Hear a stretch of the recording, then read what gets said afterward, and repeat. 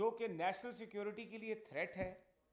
جو کہ پاکستان کی پوری فارن پالیسی کا تباہ و بربادی کر رہا ہے, اس کو دیا جاتا ہے. جو پاکستان کی معیشت کی تباہ و بربادی کر دیتا ہے,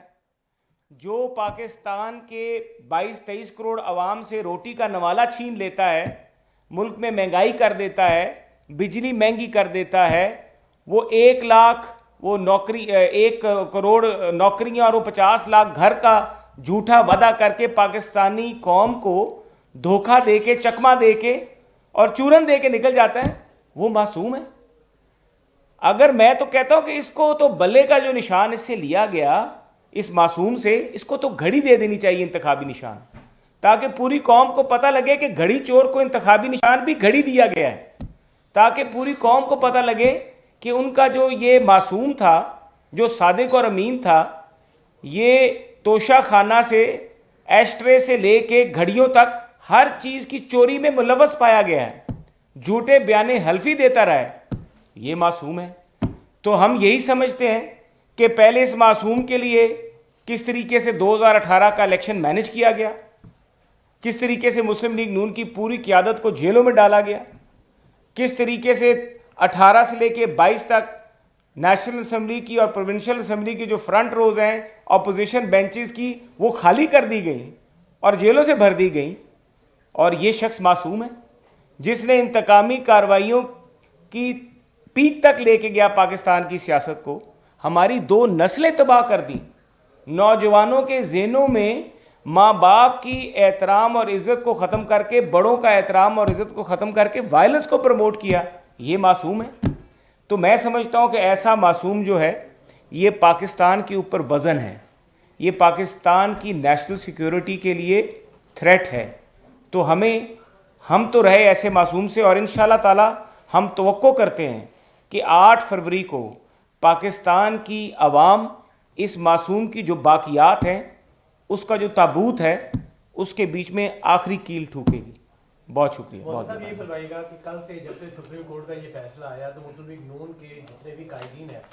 وہ اس معصوم کے ایک لفظ کو لے کے جس طرح سے پریس کانفرنس کر رہے ہیں, وہاں سے لگتا یہ ہے کہ مسلم لیگ نون کو بطور جماعت سپریم کورٹ کے ججز کا یہ فیصلہ پسند نہیں آیا. کیا مسلم لیگ نون بطور جماعت اس فیصلے کے خلاف نظر ثانی کی اپیل کے لیے جائے گی؟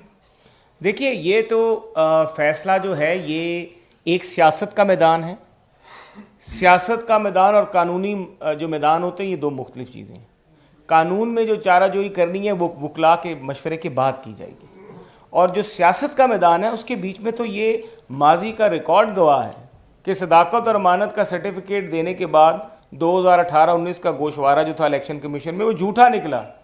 تو ابھی بھی جب چوری سامنے آ گئی ہے, ایک بندے کا پتہ لگ گیا کہ اس کی فطرت میں چوری ہے, تو اس کو معصوم کہنا میں سمجھتا ہوں زیادتی ہے. محسن صاحب یہ بتائیے گا کہ آپ کی پوری قیادت جو ہے وہ جب سیفر کا معاملہ آیا تو اس کو جھوٹ قرار دیتی نہیں ہے. اب جب آپ کے مخالفین بھی یہی کہتے ہیں پی ٹی اے والے کہ جب سیفر نہیں تھا پھر کیس کیوں بنایا؟ اگر کیس بن گیا ہے, عدالت کی جانب سے فیصلہ آ گیا ہے, تو آپ نہیں سمجھتے کہ جس طرح سے میاں نواز شریف کو فیصلے دیے جا رہے ہیں عدالتوں کی جانب سے, اس کو بھی آپ جو ہے وہ خوشیاں منا رہے ہیں؟ اگر مخالفین کو بھی کوئی فیصلے مل رہا ہے انصاف یا میرٹ پر عدالتوں کی جانب سے فیصلہ آ رہا ہے, تو آپ کو بھی اس کو بڑے دل سے دیکھیے, جہاں تک عدالتی فیصلے کا سوال ہے وہ تو ہر کوئی مانتا ہے, اس کے اوپر تو کوئی لیکن آپ اپنے تحفظات اور اپنے آپ کی جو ریزرویشنز ہیں اس کا تو اظہار کر سکتے ہیں, اور وہ اظہار ہوتا رہے گا, کیونکہ پہلے بھی ماضی میں اسی طرح فیصلے آئے اور اس کی پھر 9 مئی ہو گیا. اگر ان کو سزا دے دی جاتی پارلیمنٹ پہ حملہ کرنے کی,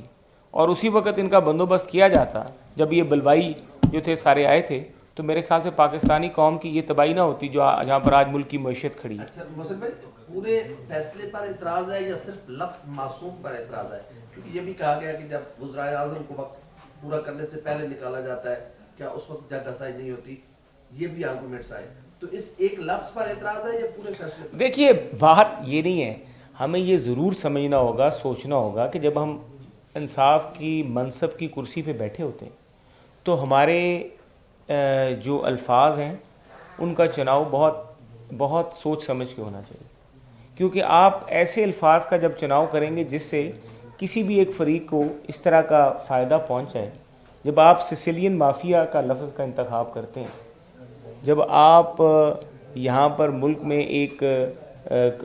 मुल्क के वज़ीर आज़म के ऊपर इस तरह के अल्फाज इस्तेमाल कीजिए तो एक मकसद के लिए किए जाते हैं, और आपको पता है उनका इलेक्शन में क्या असरात पड़ते हैं। और जब इलेक्शन बिल्कुल सामने है, चोरियाँ उसकी पकड़ी हुई हैं, वो बंदा जेल में है, 9 मई करके बैठा हुआ है, तोशाखाना से चोरी डकैती करके बैठा हुआ है, चोरी उसकी साबित हो गई है, उसका अपना बयान हल्फी है जिसके ऊपर अपने दस्तखत मौजूद हैं, जाली हलफनामा मौजूद है। तो ऐसे बंदे के बारे में ऐसे अल्फाज का इस्तेमाल करना हमारी समझ से साहब, आपको लगता है कि आज भी जजेस जो हैं बेगमात और सास के अंडर कंट्रोल है? देखिए ये मैं ये नहीं कह सकता, बहुत काबिल तरीन लोग हैं वहाँ पे, बड़े काबिल जजेस हैं, बड़े रिस्पेक्टेड हैं, बड़े तजर्बाकार हैं, लेकिन मैं समझता हूँ कि अपनी ज़ाती पसंद नापसंद जो है उसको जब आप इंसाफ की कुर्सी पे बैठ जाते हैं तो वो घर छोड़ के आनी चाहिए। मुझे ये भाई कि जिस तरह नवाज शरीफ पर केसेस बनाए गए, आज नवाज शरीफ को हर केस में रिलीफ मिल रहा है, तो आप समझते हैं कि नवाज शरीफ मासूम? देखिए, नवाज शरीफ के ऊपर तो सारे जाली केसेस बने और उसने 4-5 साल सज़ा भुगती, और सज़ा जो भुगती पूरी कौम के सामने है, और 5 साल सज़ा भुगत के जो इस मुल्क और कौम का नुकसान हो गया और जहाँ पर आज हम खड़े हैं उसका अजाला कौन करेगा, ये तो पाकिस्तान की तारीख ही फैसला करेगी। ये बताइएगा मुर्शी साहब, गुड टू सी यू के बाद मासूम और इस तरह के अब ये 2 अल्फाज आपको मिल चुके हैं, तो क्या आप मुस्लिम लीग उनका पार्टी पे आने में शामिल हो गया आपका परमानेंट? तीसरी प्रेस कॉन्फ्रेंस है मासूम लफ्ज पे। ये मासूम के बारे में तो लतीफ़ से पूछना चाहिए। लतीफ कौन सा क्लियर कर दे रहे ये बता दें कि आप कानूनदान भी हैं, तो ये जो कल का फैसला आया है और उसमें बेल ग्रांट हुई है माननीय पीडीआई को, तो इससे क्या केस तो खत्म नहीं ना हो गया, बेल हुई है, और या आप समझते हैं कि केस कमजोर हो गया है या केस वैसे ही खड़ा? अभी मैंने तफसीली फैसला नहीं पढ़ा, तो तफसीली फैसला पढ़ने के बाद उसके ऊपर कोई बात कर सकूँगा। लतीफ कौन सा क्लियर कर दे रहे? क्या वे लतीफ है या और कोई लतीफ? ये आपको भी पता है कौन सा लतीफ़ है।